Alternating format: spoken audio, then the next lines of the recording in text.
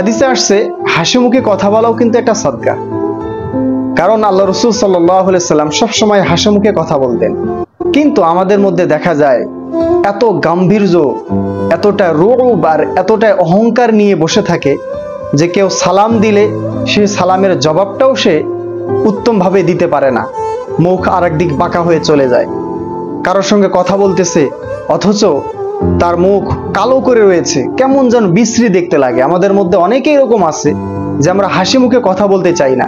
নিজের ভিতরের অহংকার, নিজের রক্তের গরম আমরা মুখের মধ্যে প্রকাশ করতে চাই আমাদের চেহারার আকৃতি দিয়ে, যে আমি অনেক বড়, বা আমি অনেক অহংকারী, আমি অনেক টাকাওয়ালা, আমি অনেক কিছু, আমি অনেক এরকম দেখাইতে চাই।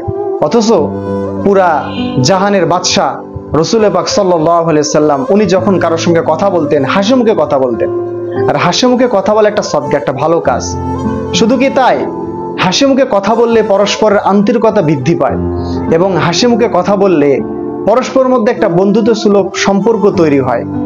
এবং হাসি মুখে যদি কেউ কারোর সাথে কথা বলে তাহলে পরস্পরের মধ্যে একটা ইতিবাচক পরিবেশ তৈরি হয়ে যায়।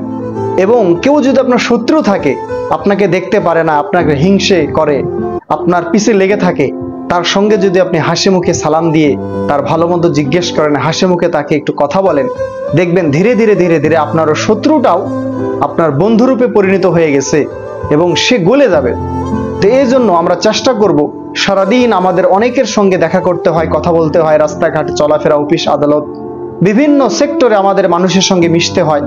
সুতরাং আমরা যদি একটু হাসি মুখে কথা বলার চেষ্টা করি তাহলে অপর প্রান্ত যে ব্যক্তি তার সঙ্গে কথা বলতেছি তার মনটাও খুশি হবে, এবং আমাদের একটা ভালো কাজ আমরা করলাম, একটা ভালো কাজ, যে হাসি মুখে কথা বলার সদকা। আমরা সকলে চেষ্টা করব সবসময় হাসি মুখে কথা বলার জন্য। যে কোনো কারোর সাথে কথা বলবো, সে আমাকে দেখতে পারুক না পারুক, সে আমার শত্রু হোক, বন্ধু হোক, মিত্র হোক, যেই হোক না কেন, আমি এই সুন্নাহ আমলটা করে যাব ইনশাআল্লাহ। অবশ্যই এর সওয়াব আল্লাহ তাআলা আপনাকে আমাকে দান করবেন। এবং শুধু সওয়াব তাই না, আমাদের পরস্পরের আন্তরিকতা, পরস্পরের ভ্রাতৃত্ব বন্ধন, পরস্পরের বন্ধুত্ব সুলভ আচরণ, পরস্পরের সম্পর্ককে এই হাসি মুখে কথা বলা আরো অধিক গুণে বাড়িয়ে দিবে, যা আমাদের চলার পথে অনেক সহজ হবে এবং আমাদেরকেও ভালো লাগবে। নিজের একটা ইতিবাচক সুনাম এলাকার মধ্যে ছড়িয়ে যাবে, আশেপাশে ছড়িয়ে যাবে, যে লোকটা অনেক ভালো, সে হাসি মুখে কথা বলে। তো আমরা চেষ্টা করব সকলের সঙ্গে হাসি মুখে কথা বলার জন্য। আর হাসি মুখে কথা বলা সবচেয়ে বেশি যে প্রায়োরিটি পাবে, সবচেয়ে বেশি যে এই জিনিসটা প্রাপ্য, সেটা হচ্ছে আমাদের পরিবার পরিজন। আমরা দেখা যায় যে বাহিরে থাকি, বিভিন্ন মানুষের সঙ্গে চলাফেরার করার কারণে আমাদের অনেক টেনশন মাথার মধ্যে চলে আসে, অনেক চিন্তা ভাবনা মাথার মধ্যে চলে আসে, অনেক টেনশন চিন্তা ভাবনা নিয়ে বাসার মধ্যে ঢুকি।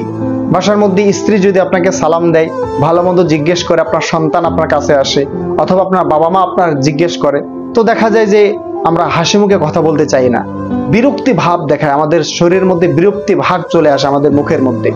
অথচ তারাই একমাত্র বেশি প্রাপ্য আমাদের হাসি মুখে কথা বলার। সুতরাং আপনার স্ত্রীর সঙ্গে, আপনার সন্তানদের সঙ্গে, আপনার মার সঙ্গে, আপনার বাবার সঙ্গে, আপনার নিকটস্থ যে আত্মীয়গুলো আছে এবং আপনার ঘনিষ্ঠ বন্ধু বান্ধব যারা আছে, এদের সঙ্গে সব সময় হাসি মুখে কথা বলার চেষ্টা করবেন। আর বাকি সকলের সঙ্গে হাসি মুখে কথা বলার চেষ্টা করবেন। এটা একটা সুন্নাহ এবং একটা আমল। আল্লাহ তাআলা আমাদের সকলকে হাসি মুখে সকলের সঙ্গে কথা বলার তৌফিক দান করেন। আমিন।